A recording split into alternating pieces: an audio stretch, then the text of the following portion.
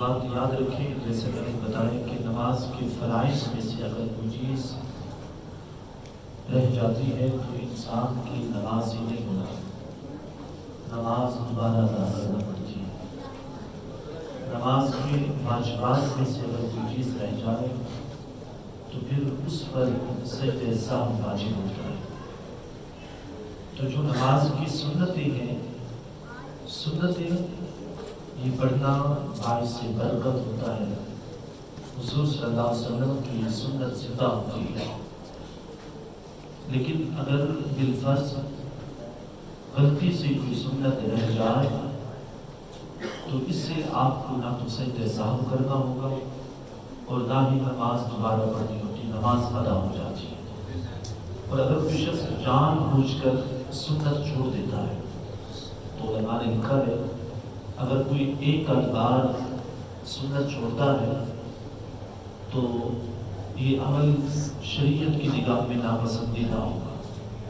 اگر اس کو اپنی عادت بنا لیتا ہے سنتوں کو چھوڑنے کی تو یہ شخص گنہگار ہوگا اور اس کو فاسق اور گناہ کہا جاتا ہے، جو سنتوں کو بار بار جان بوجھ کر بغیر کسی مجبوری کے چھوڑ دیتا ہے۔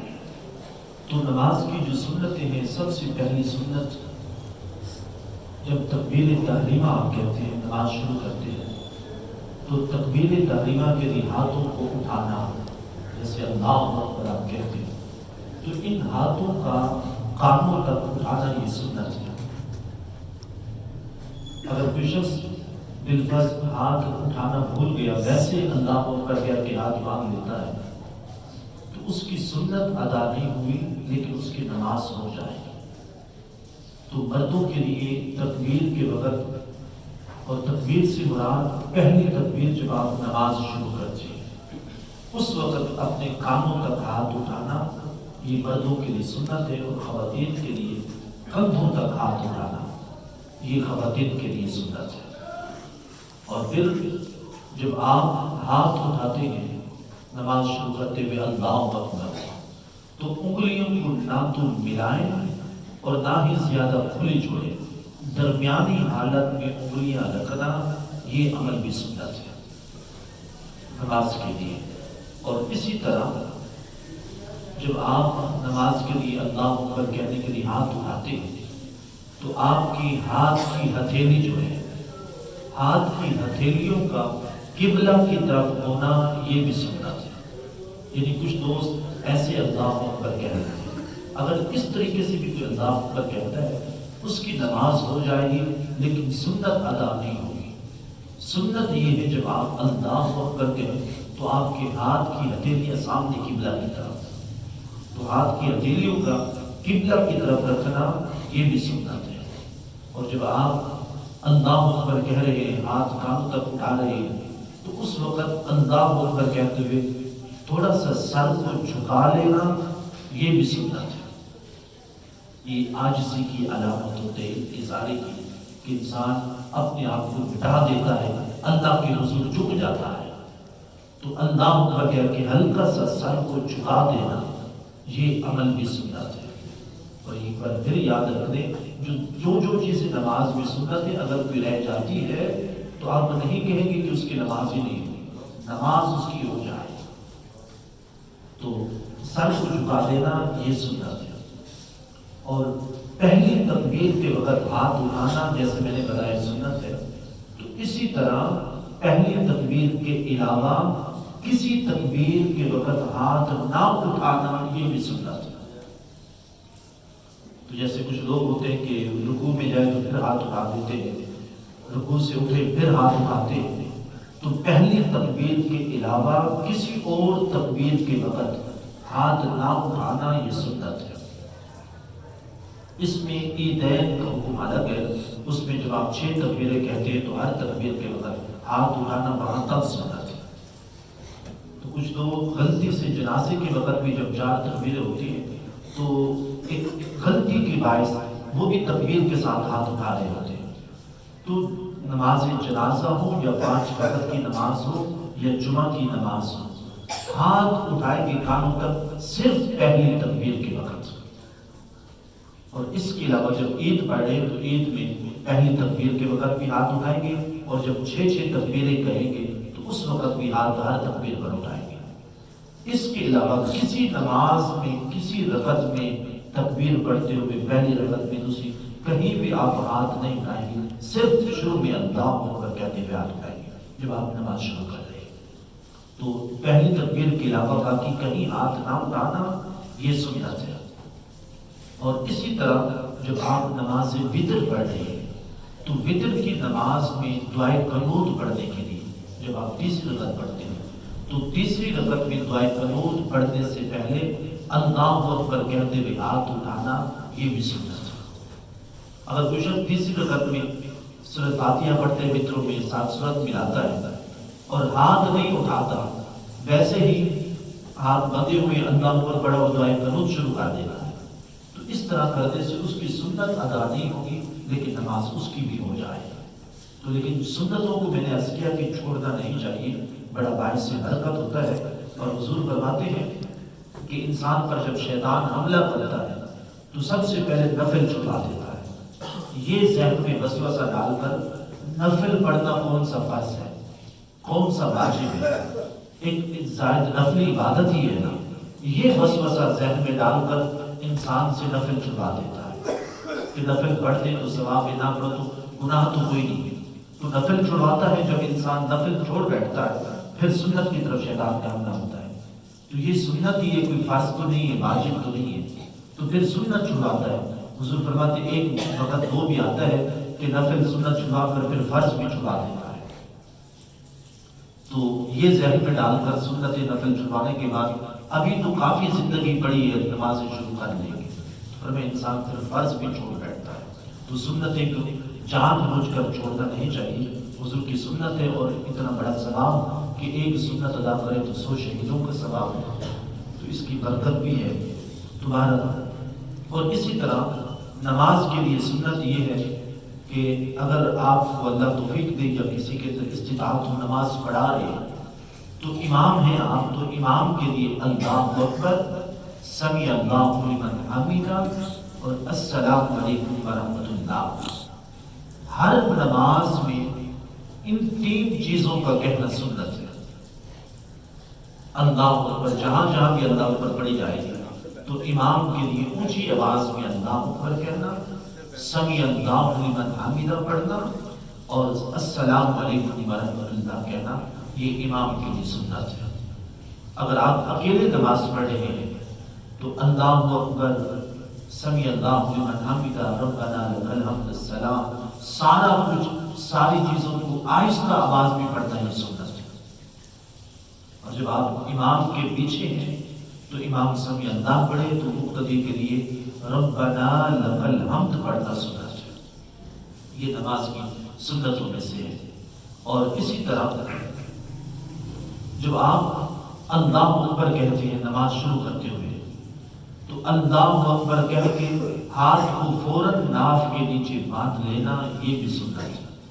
کچھ دوست ایسا کرتے ہیں اللہ اکبر کہتے ہاتھ چھوڑتے ہیں اور پھر باندھتے ہیں، اللہ اکبر کہا ہاتھ سیدھے لٹکا دیتے ہیں اور پھر ہاتھ باندھتے ہیں، یہ عمل خلاف سنت ہے۔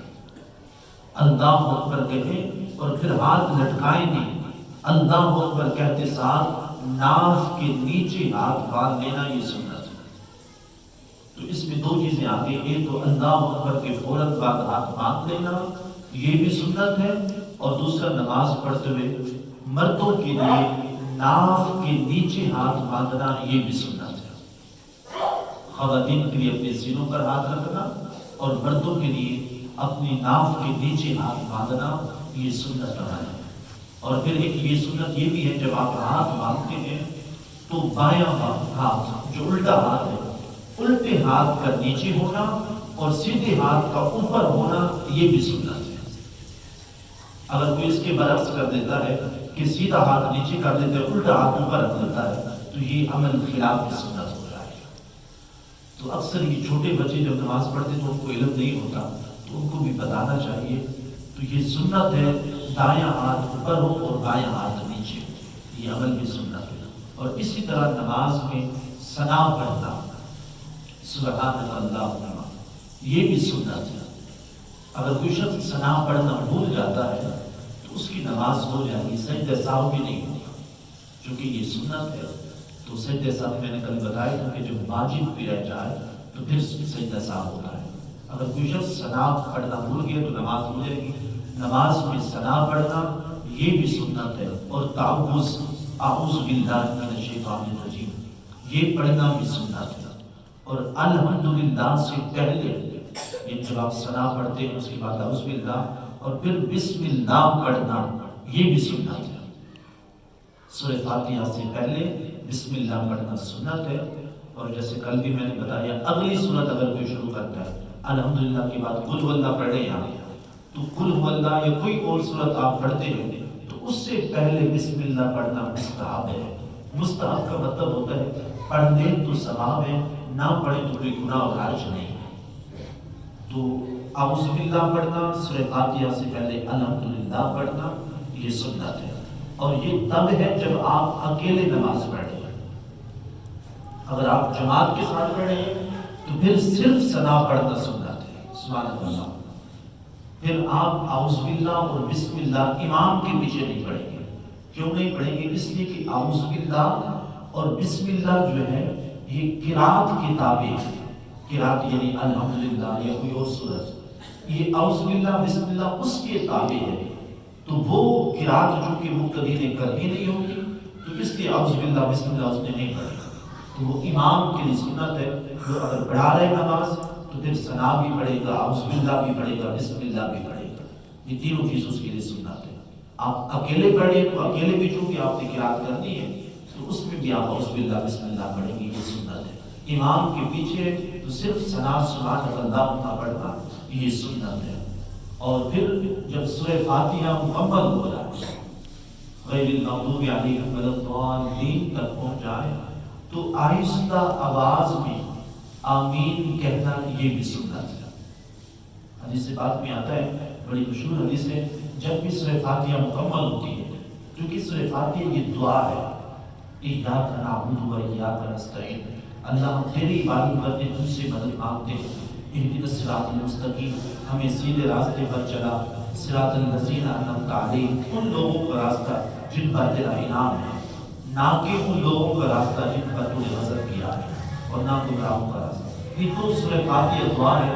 حضور فرماتے جب سورہ فاتحہ مکمل ہوتی ہے تو سورہ فاتحہ کے مکمل ہونے پر فرشتے بھی آمین کہتے ہیں، اور فرمایا جس کی آمین فرشتوں کی آمین جیسی ہو گئی تو فرمایا اللہ اس پر جنت واجب کر دیتا ہے۔ سبحان اللہ۔ اب فرشتوں کی آمین جیسی کیسے ہوگی؟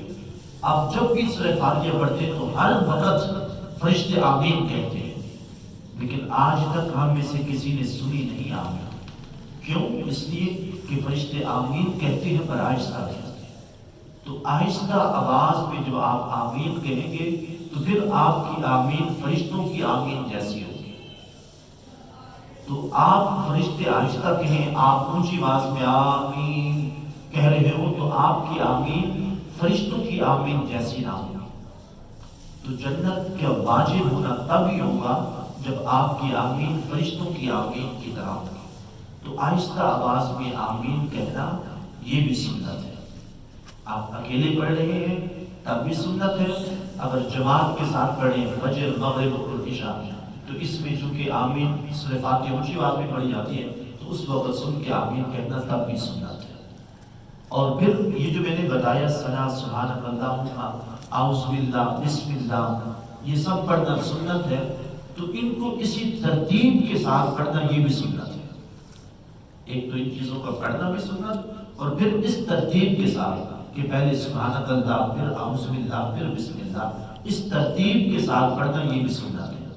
اگر کوئی پہلے اعوذ باللہ پڑھ دیتا ہے، بسم اللہ پڑھ دیتا ہے، پھر سبحانک اللہ پڑھتا ہے، نماز تو ہو جائے گی لیکن یہ عمل سنت کے خلاف کہلائے گا۔ تو اس ترتیب کے ساتھ پہلے سبحانک اللہ ہوگا، پھر اعوذ باللہ پھر بسم اللہ پڑھنا یہ بھی سنت ہے۔ اور پھر اسی طرح جب آپ اللہ اکبر کہتے ہیں نماز شروع کرتے ہوئے، اللہ اکبر کہنے کے بعد ہاتھ باندھ لیے تو ہاتھ باندھ لینے کے فوراً بعد سبحانک اللہم شروع کر دینا یہ بھی سنت ہے۔ یعنی اس میں وقت بیچ میں ضائع نہ کرنا. ہاتھ باندھے تو فوراً سبحانک اللہم و بحمدک کا یہ شروع کر دینا، یہ بھی عمل بھی سنت ہے. اور اسی طرح اعوذ باللہ جیسے میں نے بتایا کہ یہ پڑھنا سنت ہے، اور یہ اعوذ باللہ صرف پہلی رکعت میں پڑھنا سنت ہے.